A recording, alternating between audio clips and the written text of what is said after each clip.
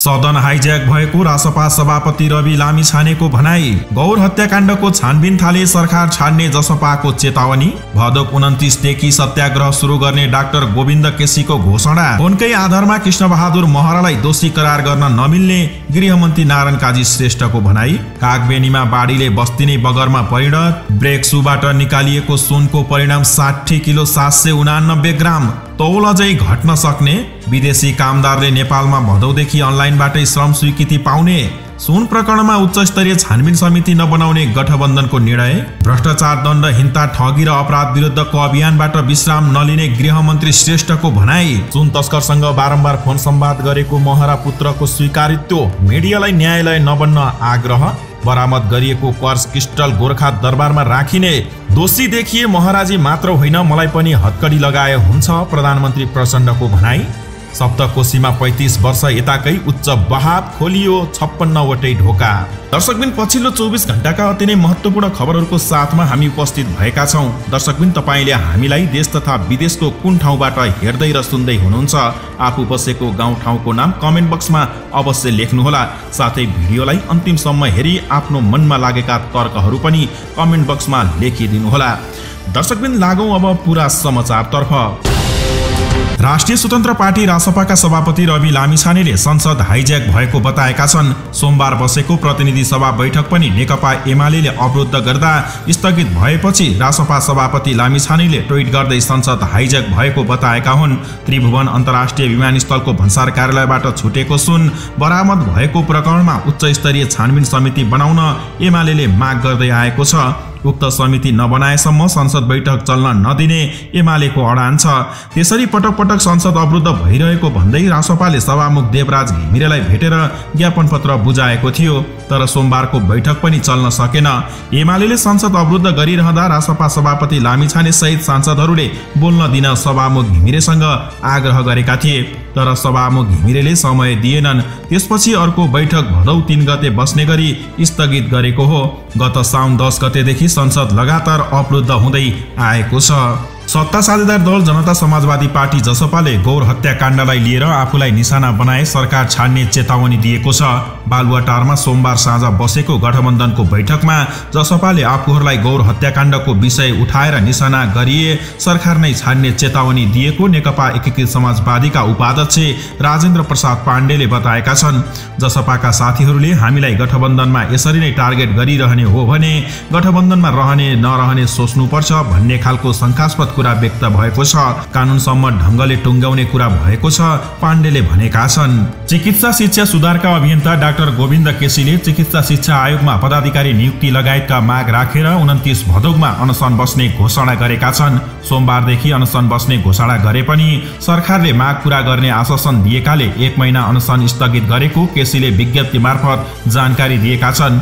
उनले सिटिभिटीले पछिल्लो समय निजी कलेजको फाइदाका लागि गरेको निर्णय खारेजी र चिकित्सा शिक्षा आयोगमा पदाधिकारी नियुक्तिको माग गर्दै अनसन घोषणा गरेका हुन्। हाललाई सरकारले औपचारिक रूपमा प्रतिबद्धताहरू कार्यान्वयनका लागि समय मागेकाले हामीले आजका लागि घोषणा गरेको सत्याग्रह 1 महिनाका लागि स्थगित गरेका छौं। उक्त समयमा प्रतिबद्धता अनुसार मागहरू पूरा भएर कार्यान्वयनमा नगएमा भदौ 29 गतेदेखि सत्याग्रह लगायत आन्दोलनका कडा कार्यक्रमहरू सुरु गर्ने पनि जानकारी गराउन चाहन्छौं, केसीले भनेका छन्। केसीले पछिल्ला दिनमा नर्सिङ कलेजका विषयमा भ्रम फैलाएको भन्दै आपत्ति जनाएका छन्। आफूहरूले देशमा सबै तहको स्वास्थ्य र चिकित्सा शिक्षा गुणस्तरीय निशुल्क वा सस्तो र सर्वसुलभ रहोस् र आम नेपालीले पाउने स्वास्थ्य सेवाको गुणस्तर बढ्दै जाओस् भन्ने चाहेको उनले स्पष्टीकरण दिएका छन्। त्यसक्रममा चिकित्सा शिक्षा ऐन जारी भएपछि सोही अनुसार चिकित्सा शिक्षा आयोगले नियमन गर्ने क्रममा विभिन्न कोर्सहरूमा सिट संख्या घटेको हुन सक्छ। त्यो अवस्थामा गर्नुपर्ने काम भनेको शिक्षण संस्थाहरूको गुणस्तर बढाउने, स्तरोन्नति गर्ने र आवश्यक संख्यामा गुणस्तरीय जनशक्ति उत्पादन गर्ने हो, केसीले भनेका छन्। तर त्यसो गर्नुको सट्टा सिटिभिटीमा निजी कलेजका सञ्चालकलाई लैजाने, उनैको शर्तमा नीति नियमको धज्जी उडाउने, निजीको स्वार्थ पूर्ति गर्न सरकारी संस्थाको समेत भर्ना रोक्ने, चिकित्सा शिक्षा आयोगको समन्वयमा नियमन दुरुस्त बनाउनुको सट्टा कानून विपरीत निर्णयहरू गर्ने जस्ता गतिविधिका कारण स्वास्थ्य शिक्षामा भद्रगोल सिर्जना भएको केसीको दाबी छ। यसको निकास हाल कायम कानूनी व्यवस्था अनुसार गुणस्तर हुने गरी तथा देशको जनशक्तिको माग पूरा हुने गरी विभिन्न कोर्समा सिटहरू तोक्ने बाहेक केही हुन सक्दैन, केसीले भनेका छन्। कानुन नमिची र गुणस्तरमा सम्झौता नगरी अघि बढ्ने कुनै काममा हाम्रो कहिल्यै अवरोध छैन। सत्तारूढ गठबन्धनको बैठकमा पूर्व सभामुख कृष्णबहादुर महराको नाम जोडिएको प्रसङ्गमा छलफल भएको छ। सोमबार प्रधानमन्त्रीको सरकारी निवास बालुवाटारमा बसेको सत्ता गठबन्धनको बैठकमा पूर्व सभामुख महराको नाम जोडिएको सुन तस्करी प्रकरणबारे पनि छलफल भएको नेकपा एकीकृत समाजवादीका उपाध्यक्ष राजेन्द्र प्रसाद पाण्डेले बताएका छन्। उनका अनुसार बैठकमा गृहमन्त्री नारायण श्रेष्ठले फोनलाई मात्रै आधार मानेर दोषी करार गर्न नसकिने बताएका थिए। बैठकमा गृहमन्त्री श्रेष्ठले बाँकी अनुसन्धान जारी रहेको बताएको उपाध्यक्ष पाण्डेले जानकारी दिएका थिए। उपाध्यक्ष पाण्डेले भने पूर्व सभामुखको पनि नाम जोडियो के हो भनेर कुरा राख्यौं, जसमा गृहमन्त्रीले अनुसन्धानको क्रममा रहेको र फोनकै आधारमा दोषी हो भन्न नसकिने कुरा गर्नु भएको छ उनले भनेका छन्। हिमालपारीको जिल्ला मुस्ताङको बारागुङ मुक्ति क्षेत्र गाउँपालिका 4 कागबेनीमा भीषण बाढीले बस्तीलाई बगरमा परिणत गरेको छ। आइतबार राति अविरल वर्षासँगै कागखोलामा आएको बाढीले कागबेनीमा रहेको प्रहरी चौकी भवन सहित 29 घर पूर्ण रूपमा बगाएको छ। मुक्तिनाथ हुँदै झर्ने कागखोला पहिरोका कारण थुनिएपछि आएको बाढीले वितण्डा मचाउँदा कागबेनीमा ठूलो भौतिक क्षति भएको हो। बाढीबाट 29 घरमा पूर्ण रूपमा क्षति भएको जिल्ला प्रहरी कार्यालयका प्रमुख प्रहरी नायब उपरीक्षक रविन्द्र पौडेलले जानकारी दिएका छन्। उनका अनुसार 13 घरमा बाढीले आंशिक क्षति गरेको छ भने 9 वटा गोठ बगाएको छ। बाढीले कागबेनी गाउँभित्र रहेका स्थायी 3 वटा काठे पुल, 1 झोलुङ्गे पुल र जोमसोम कोरोला जोड्ने निर्माण सम्पन्न हुने क्रममा रहेको पक्की पुल समेत बगाएको छ। पुल बगाएसँगै उपल्लो मुस्ताङको सीधा सवारी सम्पर्क विच्छेद भएको छ। बाढीले स्थानीयको घर, पसल, होटेल, प्रहरी चौकी भवन, वडा कार्यालय, आमा समूह भवन लगायतका पूर्वाधार समेत बगाएको छ। पवित्र धार्मिक स्थल कागबेनी धाममा रहेका धर्मशाला, मन्दिर समेत बगाएको छ। बाढीले घर बगाएपछि घरबारविहीन भएकाहरूमध्ये बाहिरबाट मजदुरहरूको रूपमा कागबेनी बस्ती आएकाहरूलाई जोमसोममा अस्थायी बसोबासको प्रबन्ध मिलाइएको मुस्ताङका प्रमुख जिल्ला अधिकारी अनुप केसीले जानकारी दिएका छन्। उनका अनुसार बाढी पीडित स्थानीयवासी भने आफन्तकोमा आश्रय लिएर बसेका छन्। सुरक्षाकर्मी, जनप्रतिनिधि र स्थानीयवासीले बिहानैदेखि बाढीको क्षतिको विवरण सङ्कलन गर्न सुरु गरेका थिए। एनएनबी ब्याङ्क र प्रभु ब्याङ्कको नगद समेत बाढीले बगाएको र अन्य स्थानीयवासीको समेत नगद बगाएकाले आर्थिक क्षतिको विवरण सङ्कलन गर्ने कार्य जारी छ। बारागुङ मुक्ति क्षेत्र गाउँपालिकाका अध्यक्ष रिन्जिन नामगेल गुरुङले रातमा बाढी आएपछि भागदौड गरेर स्थानीयवासीले ज्यान जगाउन सफल भएको र बाढीको वितण्डाले पुरै कागबेनीको जनजीवन अस्तव्यस्त बनेको बताएका छन्। बाढीले घरबारविहीन भएकाहरूको आपतकालीन बसोबासको व्यवस्था मिलाउन समेत गाउँपालिका र जिल्ला सुरक्षा समितिले आवश्यक तयारी अगाडि बढाएका छन्। बाढीले घरहरू बगाएर बस्तीलाई बगरमा परिणत गरेको छ। राजस्व अनुसन्धान विभागले बरामद गरेको सुनको प्रारम्भिक परिणाम करिब 61 किलो देखिएको छ। राष्ट्र ब्याङ्कको टक्सार महाशाखाले ब्रेक सूबाट सुन निकालेर जोख्दा त्यसको परिणाम 60 किलो 789 ग्राम देखिएको हो। महाशाखाका प्रमुख थानेश्वर आचार्यका अनुसार ब्रेक सूबाट सुन भनिएको वस्तु निकाल्दा तौल करिब 61 किलो पुगेको हो। आगोले पोल्दा अरू पनि सुन बाहेकका वस्तु निस्कन सक्छ उनले भनेका छन्। सुनको परिणाम अझै घट्न सक्ने संकेत उनले गरेका छन्। वास्तविक तौल आउन भने अझै 3 दिन लाग्ने महाशाखा प्रमुख आचार्यले बताएका छन्। महाशाखाले सोमबारदेखि सुन जोख्न थालेको हो। विदेशी कामदारले नेपालमा अब अनलाइनबाटै श्रम स्वीकृति तथा इजाजत पाउने भएका छन्। श्रम रोजगार तथा सामाजिक सुरक्षा मन्त्रालय अन्तर्गतको श्रम तथा व्यवस्थापन जन्य सुरक्षा विभागले यस्तो जानकारी गराएको हो। विभागका अनुसार एकीकृत श्रम व्यवस्थापन सूचना प्रणाली ILMIS सञ्चालनको तयारी भइरहेको छ। 1 भदौदेखि यसलाई कार्यान्वयनमा ल्याइने भएको छ। यो प्रणाली सञ्चालनमा आएसँगै अब गैर नेपाली नागरिकले श्रम स्वीकृति तथा इजाजत अनलाइनबाटै लिन सक्नेछन्। साथै ट्रेड युनियन दर्ता नवीकरण, श्रमिक आपूर्तिकर्ताको दर्ता नवीकरण, व्यवसायजन्य दुर्घटना विवरण दर्ता, श्रम अडिट पेश, प्रतिष्ठान लगायतका विभागबाट भइरहेका काम समेत अब अनलाइनबाट गर्न सकिने भएको छ। विभागका अनुसार सेवाग्राहीले ILMIS.DOLOS.gov.np मा गएर आवेदन दिन सक्ने भएका छन्। प्रधानमन्त्री निवास बालुवाटारमा सत्ता गठबन्धनका शीर्ष नेताहरूले सुन प्रकरणको विषयमा उच्च स्तरीय छानबिन समिति बनाउन आवश्यक नहुने निष्कर्ष निकालेका छन्। सोमबार बालुवाटार स्थित प्रधानमन्त्री निवासमा शीर्ष नेताहरूबीच बसेको बैठकले उच्च स्तरीय छानबिन समिति बनाउँदा केन्द्रीय अनुसन्धान ब्युरो CIB ले गरिरहेको अनुसन्धानलाई नै अवरोध हुने निष्कर्ष निकालेको हो। यसरी छानबिन समिति बनाउँदा अहिले भइरहेको अनुसन्धानमा समेत असर हुने बैठकको निष्कर्ष रहेको नेकपा एकीकृत समाजवादी पार्टीका नेता राजेन्द्र पाण्डेले जानकारी दिएका छन्। लामो समयदेखि संसद अवरुद्ध छ। प्रतिपक्षीहरूले उच्च स्तरीय छानबिन समितिको माग गरिरहेका छन्। यता सिआइबीले सुन तस्करीको विषयमा छानबिन गरिरहेकै छ। यो अवस्थामा आवश्यक छ कि छैन भन्ने बारे छलफल भयो उनले भनेका छन्। उच्च स्तरीय समिति माग्नु भनेको भइरहेको छानबिनलाई अवरोध गर्नु र अहिलेको छानबिनलाई डाइभर्ट गर्नु भन्ने खालको छलफल रह्यो। त्यस्तै पूर्व सभामुख एवं नेकपा माओवादीका उपाध्यक्ष कृष्णबहादुर महराको संलग्नताबारे पनि छलफल भएको उनले बताएका छन्। यसबारेमा शीर्ष नेताहरूले उपप्रधान एवं गृहमन्त्री नारायण काजी श्रेष्ठसँग सोधेका थिए। अहिले छानबिनकै क्रममा रहेको हुँदा एक हदसम्म अनुसन्धान भएपछि मात्रै बताउन सक्ने जवाब दिएका थिए। गौर हत्याकाण्डको विषयमा पनि बैठकमा कुरा उठेको थियो। सरकारले पीडित पक्षसँग 5 बुँदे सहमति गरेको थियो। त्यसपछि जनता समाजवादी पार्टीले यसबारे बैठकमा प्रश्न उठाएको थियो। गौर हत्याकाण्डका सन्दर्भमा 4 वटा प्रतिवेदन छन्। फरक फरक रिजल्ट छ। मानव अधिकार आयोगले एउटा भनेको छ, त्यो हुनाले गौर हत्याकाण्डको कुरा उठ्दा राज्यबाट पीडितहरूले पाउनुपर्ने राहत 10 लाखका दरले पाइसकेका छन्। ती व्यक्तिहरूलाई शहीद घोषणा गर्नुपर्ने निर्णय भइसकेको छ।